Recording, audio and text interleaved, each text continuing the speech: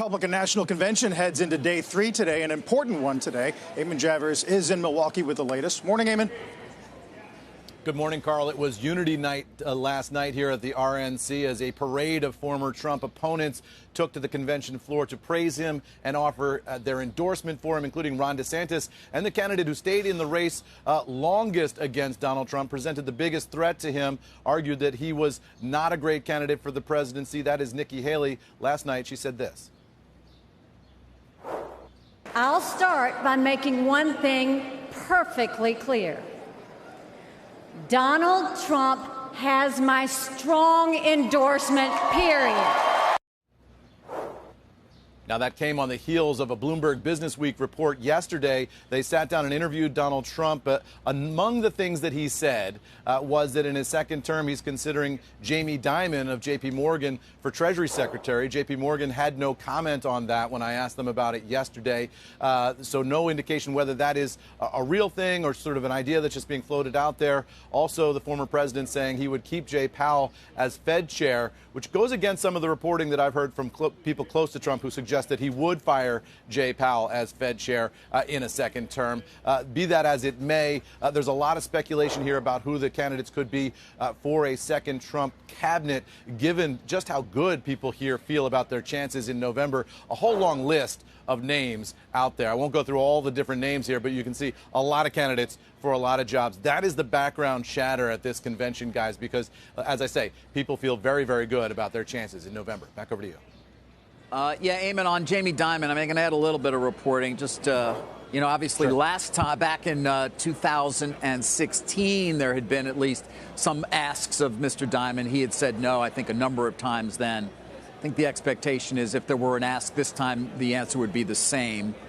Anybody who knows at least his wife or his 3 daughters could imagine what would happen in that family where he would say yes. That said, I'm curious on J.D. Vance, because I know, you've been following this. I was out a couple of days reading like a lot of other people may have been about now the vice presidential nominee. Aligned with Elizabeth Warren on some stuff on the banks, aligned with Lena Khan on some things on antitrust. What is going on here? There's a huge sea change generationally in the Republican Party in their approach to the economy, David. This is an era of economic populism, and there's a group of economic intellectuals on the conservative side who've spent the past 5 years coming up with a set of conservative populist policies that deviate dramatically from sort of the Chamber of Commerce republicanism that you and I grew up with over the past 20, 30 years in the Republican Party. This is a very different approach. It's a worker-centric approach.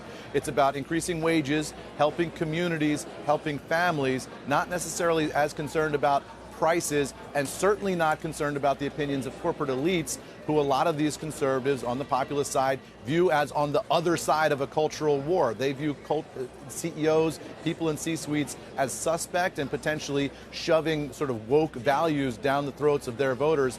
They don't like that, and they don't see themselves as aligned with those CEOs and corporate elites. That's a very different approach than what we've seen from Republican candidates in the past, David, who have aligned themselves with the job creators and the big corporate executives. This is a different Republican Party, and you're going to see different policies coming out of it as a result.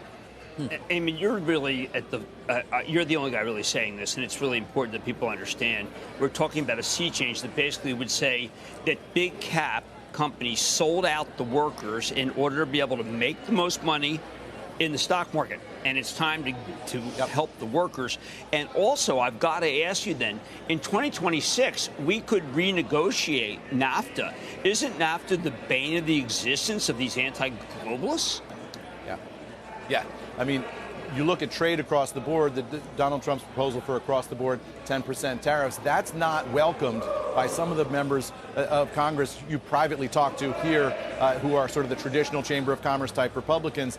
But you will imagine they will go along with that if it comes to the floor of the House of Representatives next year. Trade across the board is the fundamental issue for these economic populists, and J.D. Vance is a person who is at the vanguard of this new thinking.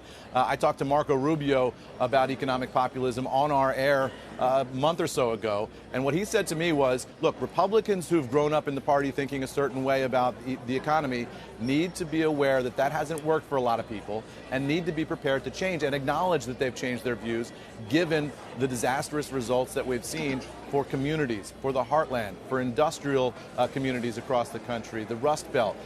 They argue that those policies largely failed base Republican voters. They've led to things like the opioid surge and a lot of pain and disaffection among rank-and-file Republican voters, and they want to reorient the Republican Party to be the party of downscale America across all races and demographic groups. But this is now a working class party that views corporate elites as somebody who are on the other side of their values. So Google, Facebook, but also Disney, Anheuser-Busch, all of those companies have experienced that in one way or another. Expect that to continue now. The pick of J.D. Vance really signals a resurgence and a tilt strongly toward economic populism in the Republican Party. Chamber of Commerce politics, not totally dead in the Republican Party, of course, but this tells you where things are going for the future because all the young Republicans are on the populist side. We're also keeping note of the support coming out of the VC community and the billionaire community, Eamon, which is another thread running through all of this. Interesting balance taking place. That's Eamon Javers in Milwaukee. We'll come back to you later on today.